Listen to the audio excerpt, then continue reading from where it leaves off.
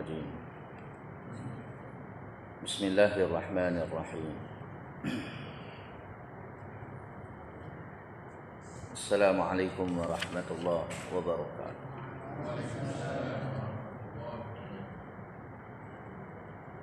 إلى حضرة النبي المصطفى رسول الله صلى الله عليه وسلم وأهل الكرام لهم الفاتحة. أعوذ بالله من الشيطان الرجيم. بسم الله الرحمن الرحيم. الحمد لله رب العالمين الرحمن الرحيم مالك يوم الدين. إياك نعبد وإياك نستعين. اهدنا الصراط المستقيم صراط الذين أنعمت عليهم غير المغضوب عليهم ولا الضالين آمين. الحمد لله وبه نستعين. أشهد أن لا إله إلا الله وحده لا شريك له وأشهد أن محمدا عبده ورسوله. نصلي ونسلم على هذا النبي الكريم سيدنا وحبيبنا محمدا الأمين وعلى آله وصحبه أجمعين. سبحانك لا علم لنا إلا ما علمتنا إنك أنت العليم الحكيم. رب اشرح لي صدري ويسر لي أمري واحلل عقدة من لساني يفقهوا قولي. أما بعد، فيا أيها المؤمنون اتقوا الله. أوصيكم ونفسي بتقوى الله فقد فاز المتقون. Saudara muslimin dan muslimat, mukminin dan mukminat, hadirin dan hadirat yang dirahmati Allah Subhanahu wa taala. Alhamdulillah, terlebih dahulu syukur pada Allah. Malam ini sekali lagi Allah Subhanahu wa taala pertemukan kita, jodohkan kita semula. Setelah lama tidak berjumpa, selama hampir 3 ataupun 4 bulan, dia tarik nikmat. Boleh ke surau, boleh ke masjid, boleh dengar kuliah. Ni ramai orang tak tahu. Yang tuan-tuan boleh ke masjid, ke surau, dengar kuliah ni semua atas nikmat Allah Subhanahu wa taala. Satu Tuhan kata, wa in ta'uddu ni'matallahi la tuhsuha. Kalau hangpa cuba kira nikmat Allah, tak boleh kira. Dan salah satu nikmat Allah Subhanahu wa taala, Allah Taala boleh bagi kita mai masjid, Allah Taala boleh bagi kita mai surau, Allah Taala boleh bagi mai kita kuliah. Nikmat tu juga dia boleh tarik balik. Tak ada masalah bagi Allah Taala. Dia tarik kita tak boleh pergi surau berapa lama. Dia tarik nikmat kita tak boleh mai masjid berapa lama.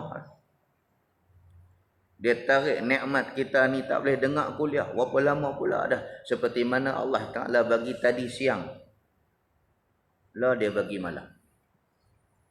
So mana siang tadi? Tak ada dah. Pasal apa? Matahari terbenam dah, maka timbul pula malam. Ada masalah bagi Allah Ta'ala untuk tarik siang daripada malam, untuk bagi malam daripada siang, tarik siang pergi bagi pula malam. Begitu jugalah besok pagi pula terbit pula matahari, mana pula malam. Malam tak ada dah. Pasal apa? Matahari terbit. Bila matahari terbit, maka dia bersinar. Mana pula malam tadi? Maka Tuhan hilangkan malam, bagi siang. Tulijul laila fin nahar wa tulijun nahar fil lail.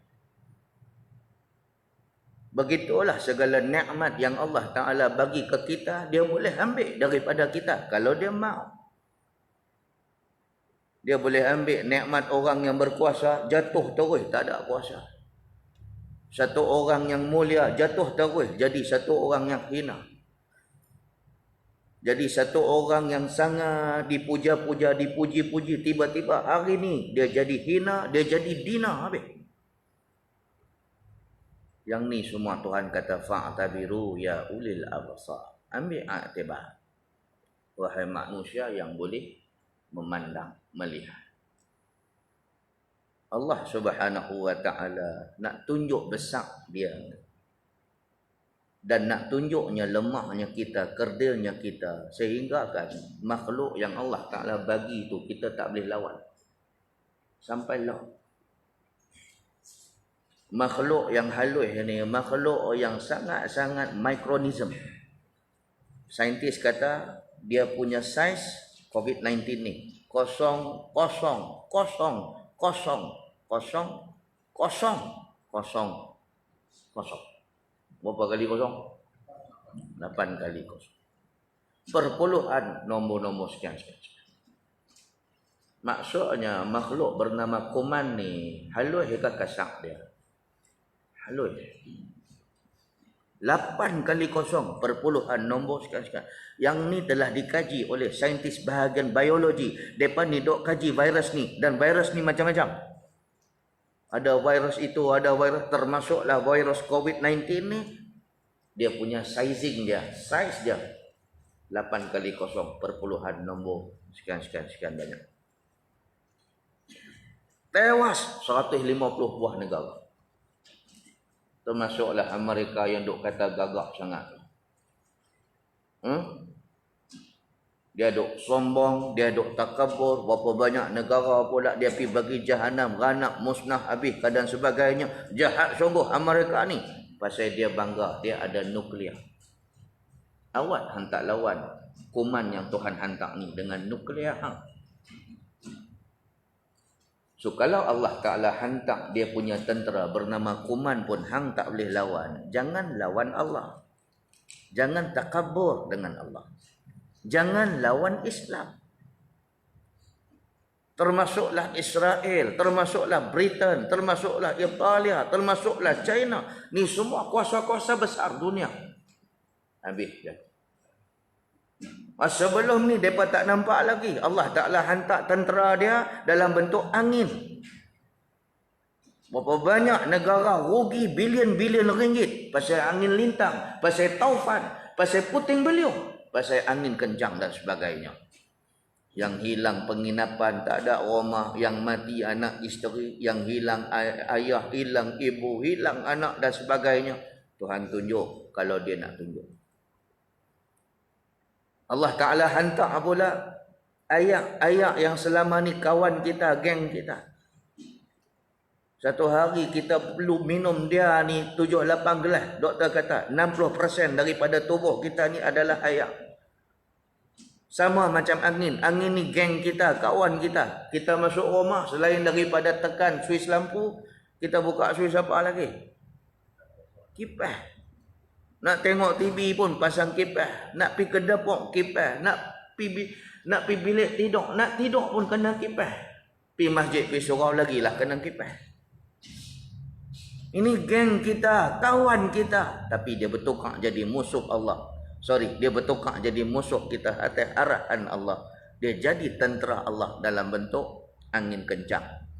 Samalah juga dengan ayat yang selama ni sahabat kita, kawan kita, dia boleh bertukar jadi tentera Allah dalam bentuk tsunami, banjir, air besar dan sebagainya. Berapa banyak satu negara, berapa banyak negeri susah dengan tentera yang bernama air. Kan? Dengan banjirnya, dengan tsunami dan sebagainya. Itu pun manusia tak beringat lagi tu. Tuhan hantar kuman COVID-19 supaya menjatuhkan ego manusia, sombong manusia yang selama hari ini takabur dengan Allah. Tu pun musim PKP hari tu ada lagi bunyi suara tak cantik ni. Masih tak insaf lagi.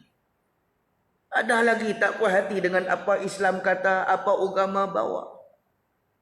Bila ada rancangan untuk naikkan sikit hukuman kepada pemabuk-pemabuk yang banyak langgar orang ni. Dah lah mabuk, lepas tu bawa kereta. Tuan-tuan, awak tak kumpul tengah saja, sakit kepala. Pandang sana Sat, pandang sini. Ni ada lagi tempat ni. Sakit tengkuk. Sat sana, Sat sini. Kan tak pandang sana, sana kata saya sombong. Tak pandang sini, sana kata pula sombong. Ada geng kat sini? Ni geng apa? Gurau tuan-tuan. 3 bulan tak jumpa. Ada suara-suara sombang yang tak puas hati dengan Islam ni. Kebaikan-kebaikan yang Islam nak bawa ni, kita cuba nak bagi keras hukuman orang hukuman pemandu-pemandu mabuk ni yang banyak ada langgak orang dengan mati. Langgak mati macam tu aja. Maka kita pun kuatkan sikit, kita bagi sikit keras hukuman dia. Lawan. Kita Islam kena tunjuk lemah lembut. Selalu kan baca Bismillahirrahmanirrahim dengan nama Allah, Maha Pengasih, Maha Pemurah, lagi Maha Menyayangi. Mana sifat kasih sayang kita dalam berhukum? Pandai. Minum minuman keras, tapi nak hukum yang lembut, mana boleh? Bila hang minum minuman keras, hukuman pun kena keras, sama lah. Ada lagi suara sombang. Kalau nak tutup kilang arak, sila tutup ma'at tahfiz dulu. Ni musim PKP yang itu. Tak nampak lagi tu yang Allah Subhanahu wa ta'ala tengah menegur kita, tengah nak tarbiyah kita. Maka syukurlah tuan-tuan, kita jadi manusia yang insaf selalu. Bagi yang beriman, dia nampak keesaan dan kebesaran Allah, maka makin lama makin dia tunduk, makin lama makin dia tunduk. Seperti mana Tuhan kata dalam Quran, A'udzubillahi minasyaitonir rajim. Faman yuridillahu ay yahdiyahu yaj'al faman yuridillahi ay yahdiyahu yashrah sadrahu lil Islam. Siapa yang Allah Ta'ala nak bagi dia hidayah, bagi dia petunjuk, jadi orang elok, jadi baik, yashrah sadrahu lil Islam, Tuhan akan bagi cerah hati dia. Bila Quran kata, dia boleh terima. Apa Nabi kata, dia taat dan patuh. Apa Tuhan tunjuk, semuanya menyebabkan dia akan jadi satu manusia yang tunduk serenda kepada Allah. Allah Ta'ala tunjuk COVID, dia serenda. Allah Ta'ala tunjuk gempa bumi, dia serenda. Allah Ta'ala tunjuk macam-macam. Allah Ta'ala tunjuk musibah dalam bentuk apa? Dalam bentuk tsunami, dia serenda habis. Dia terduduk habis, dia berserah habis kepada Allah. Ya Allah, ya Allah, selamatkan kami. Ya Allah, ya Allah, tak ada siapa, tak ada tempat kami nak mohon tolong dah. Tak ada siapa tempat kami nak minta bantuan dah. Ya Allah, ya Allah, ya Allah. Ini manusia yang Allah Ta'ala bagi cerah hati dia. Bila nampak apa Quran kata, terus terima. Bila Nabi kata, terus patuh. Bila Allah Ta'ala tunjuk kuasa dia, dia surrender. Tuhan tunjuk kuasa dia dengan air. Tuhan tunjuk kuasa dia dengan angin. Tuhan tunjuk kuasa dia dengan penyakit. Tuhan tunjuk kuasanya dengan kuman dan macam-macam. Menjadikan dia semakin lama semakin menjadi hamba yang sangat bersyukur pada Allah. Semakin insaf dia dengan kebesaran Allah Ta'ala. Itu petanda orang bagus. Dia cepat tangkap apa signal yang Tuhan nak bagi. Tapi Allah Ta'ala kata apa pula? Faman yuridillahu ayyudillahu. Faman yuridillahu ayyudillahu yaj'al sadrahu dayyiqan haraja. Siapa yang Allah Ta'ala nak jadikan dia sesat? Tadi kalau Tuhan nak jadi dia baik, Allah bagi cerah hati dia. Apa Quran kata, terima. Dia macam ayat lalu. Terima. Tanpa ada sekatan apa, tanpa ada masalah apa. Tapi kalau Allah Ta'ala nak jadikan dia teruk, nak jadikan dia tak ada hidayah, nak jadikan dia manusia sesat, ya ja'al sadrahu dayyikan haraja. Tuhan jadikan hati dia, dada dia sempit untuk menerima kebenaran Islam. Mailah macam mana pun Quran kata, tak boleh terima. Mengaku sebagai Islam, tapi apa Islam datang tu, dialah paling lantang berkata, dialah paling kuat menentang. Dia. Tapi apa yang datang daripada musuh Islam, ahlan wa sahlan, boleh terima. Menatang seperti minyak yang penuh. Ni, dia tak nampak Quran kata tu baik untuk dia. Hadis Nabi kata tu elok untuk dia. Dia tak nampak apa. Sebab apa? Sebab Tuhan dah kata dah. Ya ja'al sadrahu dayyikan haraja. Menjadikan hatinya sempit. Tak boleh nampak kebenaran. Tuhan tunjuk kuasanya dalam bentuk tsunami. Dia langsung tak tunduk apa-apa. Masih berkasak lagi. Masih derhaka lagi. Masih maksiat lagi. Tuhan tunjuk kuasanya dalam bentuk angin. Dalam bentuk taufan, ribut dan sebagainya. Masih tak boleh terima apa lagi petanda daripada Tuhan. Begitu jugalah Tuhan tunjuk dengan kuman kuasa Allah Ta'ala. Dalam bentuk kuman Tuhan tunjuk. Menjatuhkan berapa banyak ego manusia. Berjuta manusia dijatuhkan dengan kuban COVID-19 yang Tuhan hantar. Walhal itu adalah makhluk yang paling lemah. Halus. Tak nampak. Micronism. Itu pun dia tak nampak lagi. Pasal apa? Ya ja'al sadrahu dayyikan haraja. Hatinya dah sempit. Allah Ta'ala sempitkan hati dia. Tutup rapat. Tak boleh terima kebenaran Islam. Ka'annama yas'adu fis sama. Seolah-olah seperti dia tengah menaiki langit. Try sekali naik langit tanpa oksigen, boleh. Tak sesak nafas. Tak payah naik langit lah. Tuan-tuan naik Gunung Kinabalu pun juga. Gunung Everest. Sana lapisan ozon sangat nipis. Oksigen pun sangat nipis, sangat kurang. Kalau tak cukup fit, boleh mampu atas. Sesak nafas. Naik lagi sampailah lepas lapisan atmosfera, dah tak ada oksigen. Try sekali kita naik itu, pi ke bulan tanpa ada kelengkapan oksigen, kelengkapan angkasawan ni. Dada kita jadi sesak, tak boleh nak menapas, oksigen tak ada dan sebagainya, boleh mati. Macam itulah orang yang Allah Ta'ala jadikan dia sesat. Dada dia apabila melihat, hati dia apabila nampak benda-benda Islam jadi sesak. Jadi sempit, jadi meluat, jadi menyampah, jadi benci dan sebagainya.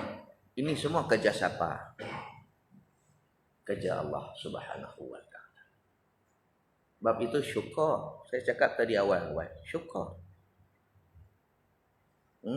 Surau Tawas ni tuan-tuan, mailah tsunami ke, angin ke, ribut ke, banjir ke, PKP ke, COVID ke, balik-balik muka sama. Ya, tahu dah dinding tu siapa duduk. Tok Imam tempat dia sana. Belah sini tahu dah geng siapa. Ya. Walaupun dah lama tak jumpa, balik orang yang sama. Jadi rindu nak ke masjid balik, jadi rindu nak ke surau wajib, jadi seronok dengan benda-benda agama, perkara agama. Alhamdulillah. Syukur pada Allah. Allah Ta'ala masih kekalkan diri kita dalam keadaan menjadi manusia yang beriman, beramal soleh, bahkan seronok dengan perkara-perkara agama. Kita seronok nak berjemaah, kita seronok nak berkuliah. Bahkan satu hari kalau tak dengar kuliah pula, guilty conscious. Rasa bersalah kalau tak dengar kuliah. Ya. Walaupun tak boleh, time PKP hari tu kuliah tak ada dan sebagainya. Lah ni banyak dah ustaz buat kuliah secara online. Sebelum nak tidur tu mesti layan tu kuliah tu. Aku kalau satu hari tak dengar kuliah, aku tak syok rasa lain macam, something missing, dia kata. Awak jadi macam tu? Tuan, orang yang jadi macam tu, dia rasa bersalah. Kalau orang minta derma, rasa bersalah kalau tak bubuh apa. Tak bagi 50, bagilah 30. Tak bagi 30, bagi 20. Tak boleh 20, bagi 10. Tak boleh 10, bagi 5. Tak boleh bagi 5, bagilah apa dalam poket hang pun. Dia rasa bersalah kalau tak bubuh tabung-tabung derma. Satu hari kalau tak buka kitab Quran, rasa lain macam. Dulu nak buka kitab Quran macam ada gam gajah. Cukup berat nak buka. Lah ni, lepas aja sembahyang ambil Quran. Baca Quran tu, buka Quran tu macam kain kapeh. Awak jadi lagu tu. Satu hari kalau tak main masjid, rasa lain macam. Satu hari kalau tak dengar kuliah, rasa tak sempurna hidup. Inilah petanda Allah Ta'ala dah letakkan kita di kalangan orang yang dia sayang. Kena jaga elok-elok. Pasal kalau hilang pakcik oi, pak long oi, nak dapat balik payah. Takut-takut sebelum kita mati nanti kita gelong pula hidup, mana tahu. Sekarang ni cantik dah, tuning kita cantik dah ni. Takut-takut nanti penghujung kita ni. Banyak saya dah jumpa tuan-tuan, banyak saya jumpa. Satu orang hamba Allah, dia ni sepatutnya ikut rombongan saya ke Cambodia. Kan? Siapa yang tahu cerita saya ada sekolah di sana. Memang setiap tahun saya uruskan korban di sana. Tahun ni pun ada korban 300 juga macam tahun lepas. Kan? Jadi kita cari penaja-penaja yang boleh tajar sekolah tu, budak-budak sana dan sebagainya. Tiap-tiap tahun kita bawa orang pergi sana melawat. Cuma lah ni dah 2 tahun, 2 tahun ke 3 tahun saya tak pergi. Jadi satu orang hamba Allah ni, makcik. Tiba-tiba dia telefon saya. Dia telefon saya, Ustaz, kata makcik tak boleh ikut rombongan Ustaz ni. Dia kata, awak makcik dah bayar dah. Hotel semua dah booking dah, makan minum pun semua dah, tempat ada, apa bas, tiket kapal terbang semua dah beli dah. Dia cerita dia macam ni, Ustaz, makcik ni jaga mak makcik. Mak dia hidup lagi. Mak pun umur dah 90-an. Habis tu, tadi makcik mandikan mak makcik ni, makcik mandikan dia. Lepas tu makcik pun tak lap lah dia pakai tuala. Okey. Lepas tu bila makcik nak pakaikan dia baju, dia tanggai balik baju tu, dia lempak ke muka makcik. Aku tak nak pakai, bodoh. Mak tak pernah dia buat kelakuan tu, Ustaz. Tiba-tiba dia nak telanjang bogek. Menangis makcik ni, telefon saya. Sekali lagi saya pakaikan dia baju, pakailah, malu kat orang pakai. Aku tak nak, bodoh. Biar aku lagu ni. Dia dah jadi gelong. Tahu gelong? Ni orang utara kata gelong. Gelong ni tuan-tuan naik gerek. Gerek tahu? Gerek pun tak tahu. Basikal. Kan? Tiba-tiba jatuh longkang. Jatuh kat parit tu. Kita punya rim tu dah bengkok lah. Try sekali bawa basikal tu. Dia akan jadi gelong. Itulah gelong. Kita tak mau ni. Penghujung kita ni gelong. Padahal kita cantik dah dulu. Kan? Masa umur kita tengah 30-an, 40-an, 50-an, 60-an, cantik dah. Tiba-tiba saat-saat Tuhan nak ambil kita lagi 3-4 minggu, dia jadi gelong. Saya itu amalkanlah selalu doa yang Nabi ajar. Allahumma ya muqallibal qulub, sabbit qalbi ala dinik wa ala ta'atik. Wahai Tuhan yang maha membalikkan hati. Kerja Allah yang membalik-balikkan hati kita ni, kerja Allah.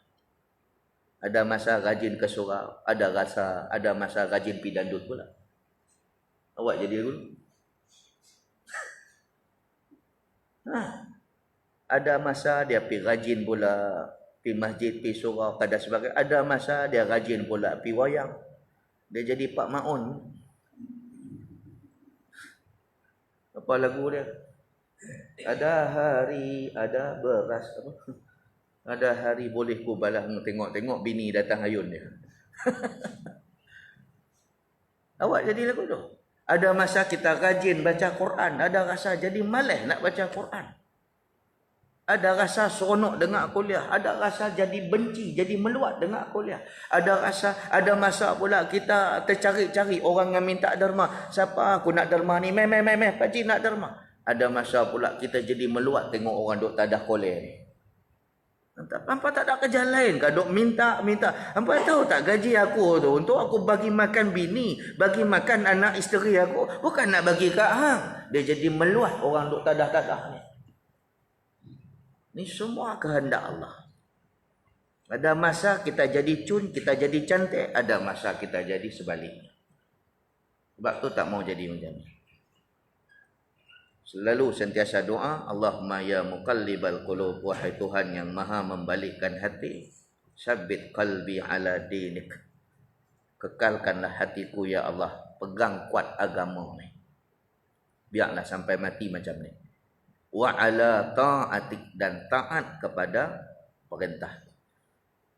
Jangan macam kita sebut tadi, dekat-dekat nak last umur kita, tiba-tiba daripada elok pakai tudung tak mau pakai tudung. Daripada elok pakai jubah, dia pakai seluar pendek pula. Daripada elok berzikir ke apa semua, dia pergi main pakau pula. Ujung-ujung nyawa ni, dia pergi main pakau. Elok-elok ke surau ke masjid, dia pergi jadi dandut pula. Yang ni tak mau. Tuan-tuan, mudah-mudahan kita dikasihi dan dirahmati Allah. Jadi, hari ini tibalah masanya kita on balik semula kuliah kita seperti biasa. Dan di sini kita menggunakan pakai Kitab Bahrul Mazi jilid yang ke-16. Baik, kita baca hari ini bab Maja'a Masalud Dunya Mislu Arba'ati Nafar. Nabi kata bab yang telah datang ia pada menyatakan hadis yang membicarakan umpama dunia itu seumpama 4 orang.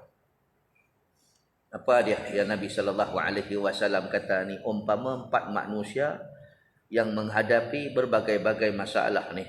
4 kategori manusia ni sebagaimana yang dikhabarkan oleh Nabi SAW di dalam hadis seperti mana yang dikeluarkan oleh Abu Isa Tirmizi dengan katanya an Abi Kabsyah Al-Anmari annahu sami'a Rasulullah sallallahu alaihi wasallam yaqul salasatun uqsimu alaihinna wa uhaddithukum hadisan fahfazuh. Qala ma naqasa malu 'abdin min sadaqah. Diriwayatkan daripada seorang sahabat bagi Nabi sallallahu alaihi wasallam namanya yang masyhur Abu Kabsyah Al-Anmari radhiyallahu an, bahwasanya telah mendengar akan hadis Rasulullah sallallahu alaihi wasallam telah bersabda, ya, ada 3 perkara yang aku sumpah atasnya dengan sebenarnya berlaku ya seperti aku katakan itu. Itu dia. Tuan-tuan, SOP kita sampai 8.49 Isyak. Betul? Cuma saya, kalau sekiranya saya terlupa, maklumlah, mikrofon ni saya tak boleh dekat. Oh, dia bunyi. Bagus kalau ada bunyi. Kalau bunyi juga saya tak berhenti, tuan-tuan bubuh kad merah terus. Jangan bubuh kad kuning, kad merah terus. Sebab SOP kena jaga.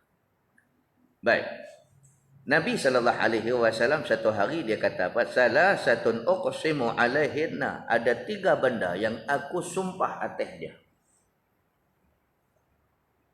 Tuan-tuan, siapa yang belajar ilmu hadis, pelajar-pelajar syariah yang belajar di Jordan, yang belajar di Mesir, belajar di Madinah, Mekah dan sebagainya, mereka ada yang menjadi pakar-pakar hadis. Mereka belajar tentang hadis, takhasus dalam bab hadis. Takhasus ni maksudnya apa? Mereka spesialis dalam bab hadis. Mereka ni kaji tentang bahasa Nabi. Orang yang pakar tentang ilmu hadis ni dipanggil muhaddithin. Orang yang alim dalam ilmu hadis. Orang yang alim dalam ilmu tafsir, dia panggil mufassirin, ahli tafsir. Orang yang alim pula tentang ilmu fiqh, dia panggil fuqaha. Fuqaha ni ulama-ulama yang mengaji bab fiqh, bab ibadah. So depa yang muhaddisin ni, ahli-ahli hadis ni, depa baca Nabi punya gerak bahasa, gaya bahasa. Ada kala Nabi cakap biasa, normally Nabi kata biasa.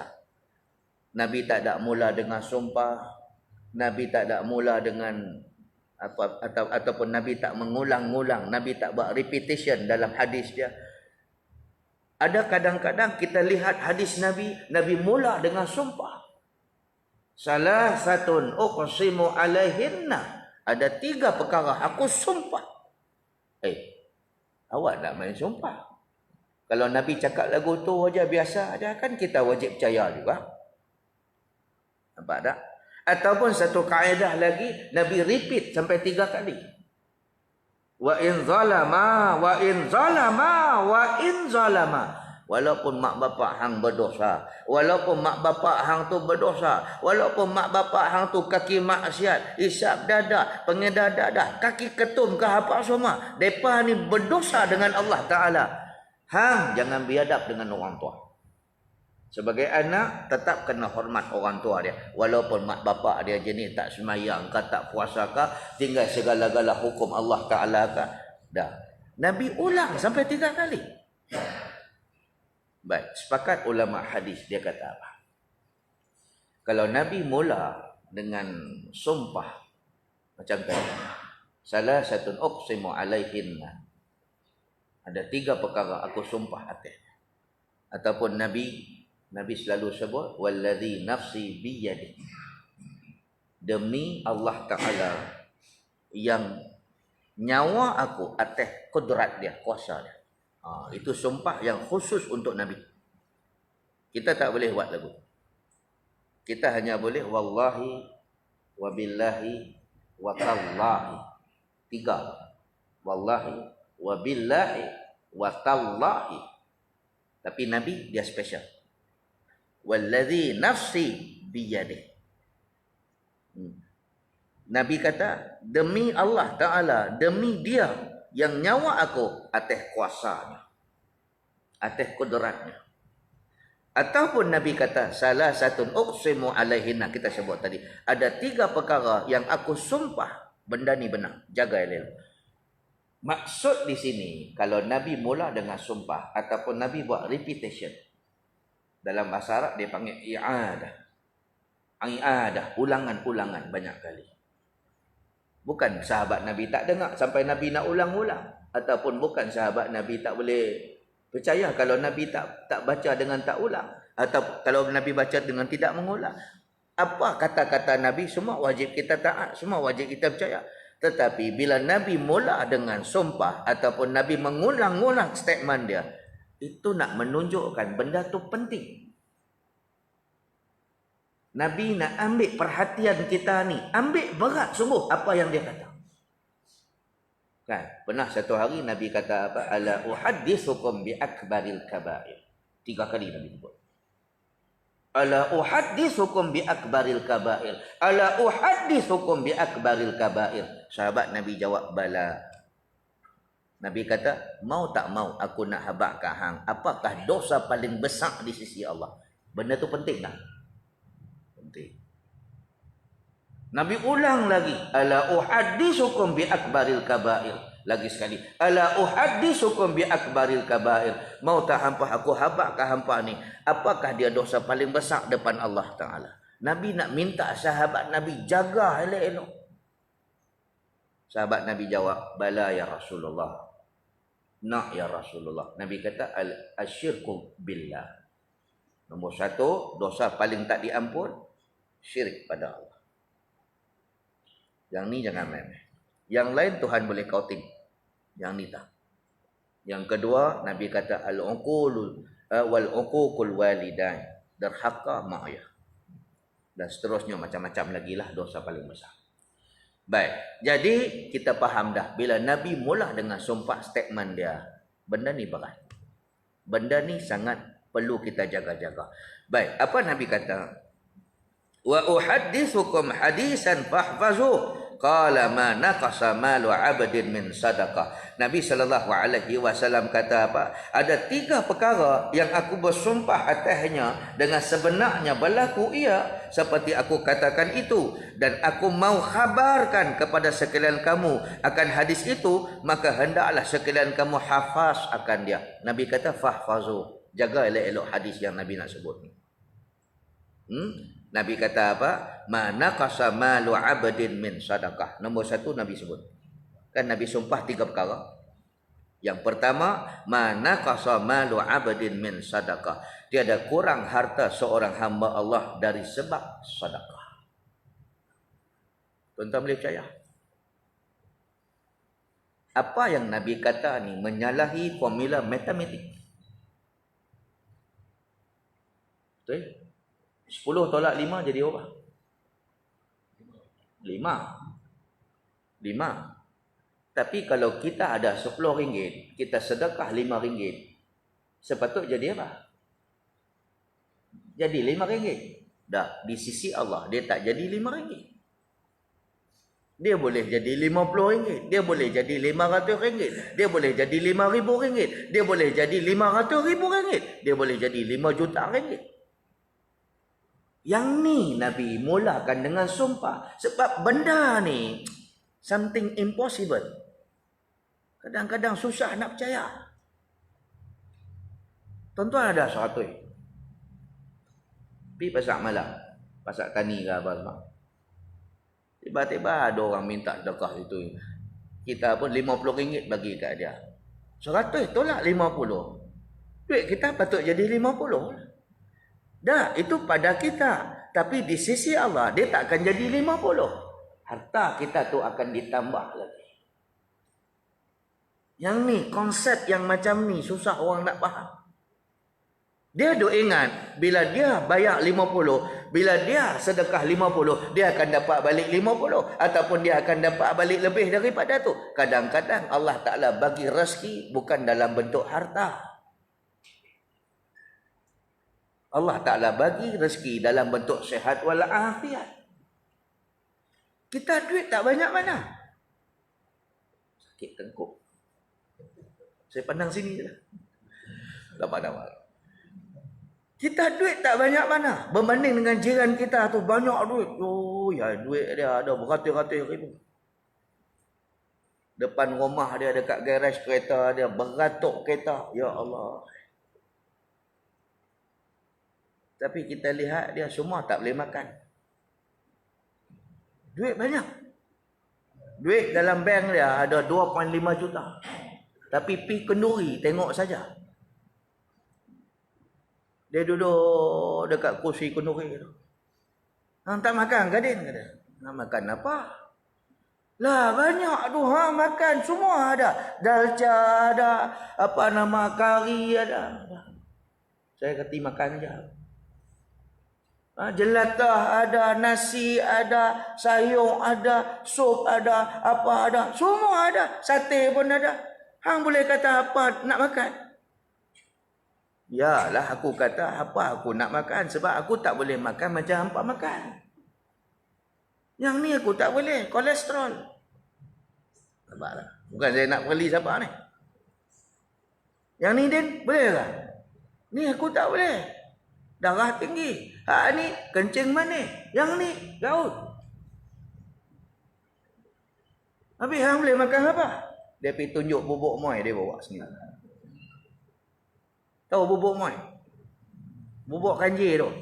Duit ada di akaun bank 2.5 juta. Tapi boleh makan hari-hari bubuk kanji. Bubuk moi ni yang di bazar Ramadan. Harga dia RM2.50. Tuhan tarik nikmat. Inilah yang dikatakan dia boleh harta tetapi dia tak boleh nikmat daripada harta. Tapi kita alhamdulillah umur dah 80 dah. Umur dah 90 dah. Setiap kali pergi medical check up, setiap kali pergi check dengan doktor puji kita. Haji, you are a very good person lah Haji. I kata, umur macam you, nothing lagi, tak ada sakit. Senyum dah kita. Lepas tu umur 60, umur 50-an, 60 dah macam-macam dah. Makan ubat itu, makan ubat ini. Saya pernah jumpa tuan-tuan, dia ni pun dah meninggal. Belah kampung, selalu kalau saya lepas kuliah, dia akan belanja saya makan. Kalau tak makan pula dengan dia, merajuk. Umur dah 70-an. Tapi setiap kali makan dengan dia, setiap kali itulah dia letak satu bok pancing. Tahu bok pancing? Yang kecil tu, yang letak mata kain, yang letak batu ladung, yang letak apa, macam-macam lah. Kaki ngai tahu lah. Kan? Tapi dia bukan letak batu pancing apa-apa. Dia jadikan box tu, kotak pancing tu tempat dia bubuh ubat. Dia taruh depan mata saya, box pancing tu. Amboi Haji. Haji makan ni ke? Inilah hidup saya Ustaz. Tiap-tiap kali makan nasi, makan ubat. Makan nasi, makan ubat. Makan ubat dah macam makan nasi. Allahu Akbar. Tapi Alhamdulillah, Allah Ta'ala bagi rezeki kepada kita. Kita bukan setakat boleh ibadat dengan elok, boleh sehat pula. Ni yang kata rezeki. Kemungkinan sehat kita tu Tuhan bayar pasal apa? Sedekah yang banyak kita buat hari tu. Duit pencen yang kita ada ni, kita tak habis banyak beli ubat. Orang lain ada aja duit beli ubat. Ada orang dapat aja duit appointment doktor, operate sana. Macam-macam. Duit tu habis lagu tu dah. Yang ni orang lupa. Muslimin dan muslimat yang dirahmati Allah sekalian. Allah Ta'ala tambah rezeki kita dalam bentuk apa pula? Dalam bentuk kita punya tanaman-tanaman yang subur. Kita ada kebun durian, kita ada dusun durian 2 ekar, kita ada 60 batang pokok. Sebelah punya kebun pun 60 batang pokok. Maknanya bila panas dapat cahaya yang sama, bila hujan dapat air yang sama, tanah yang sama. Kita pun pakai baja yang sama. Dia pakai baja kita macam kita pun pakai baja macam dia. Tapi alhamdulillah bila time musim durian 60 batang tu semua buah. Alhamdulillah boleh niaga kita. Hak dia 60 batang, 6 batang aja buah. Apa penjelasan di sini? Dia pun pening kepala. Aduh, belanja banyak dah. Tapi tak balik modal. 6 batang je buah. 6 batang yang buah tu pula habis. Tupai, tebuk lah, kera bagi jatuh lah. Kan? Mangkak lah apa. Kadang tak boleh niaga. Penjelasan dia, yang dia ni, yang kita Tuhan kasih, yang dia Tuhan tak kasih. Awak Tuhan tak kasih, macam-macam. Awak pula Allah Ta'ala kasih kat kita. Mungkin kerana perbanyaknya kita banyak bersedekah sebelum ni. Banyak buat baik pada orang.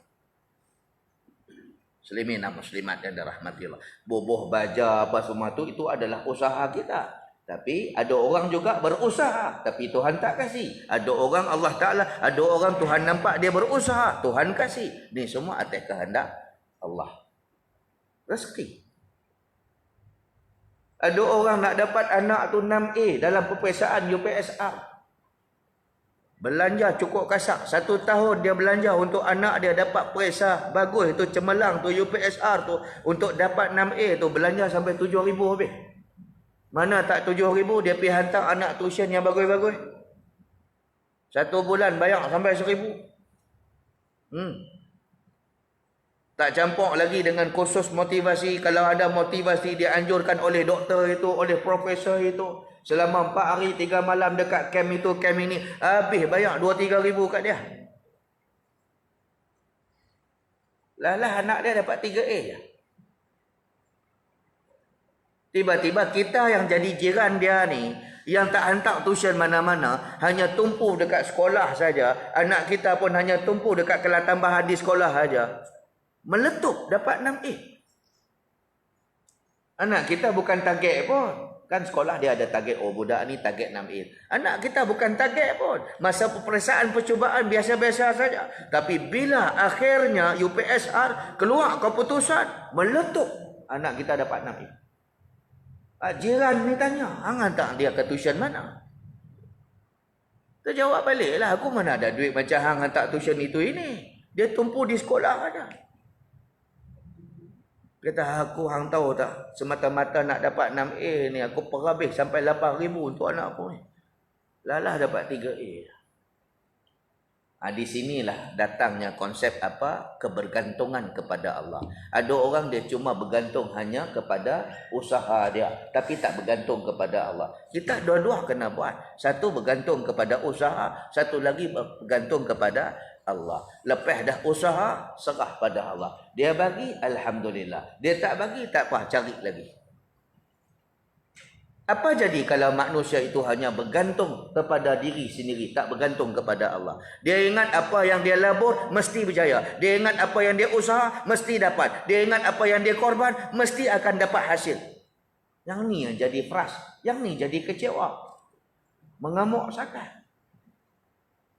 Bini dia sakit kanser. Katalah, na'udzubillah, bini dia sakit kanser. Dia pergi cari mana-mana doktor boleh repair, boleh obat sakit kanser bini dia ni. Jumpa satu orang. Tu dia di Penang.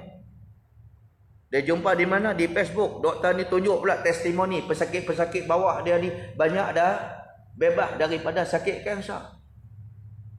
Tapi harga mahal, 50,000. Dia sanggup buat loan 50,000. Berobat dengan doktor tu 2-3 bulan kemudian meninggal juga bini dia. Tak mengamuk kawan ni.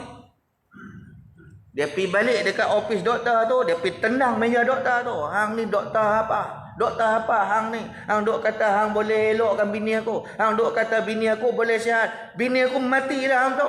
Dia nak saman doktor tu. Relax bacik ni drama.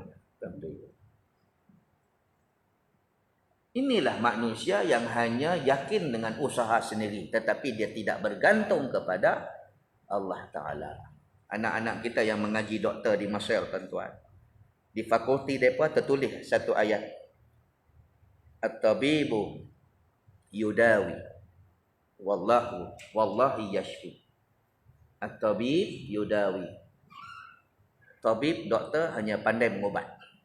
Ubat ni serasi dengan sakit ni. Ubat ni sesuai dengan sakit.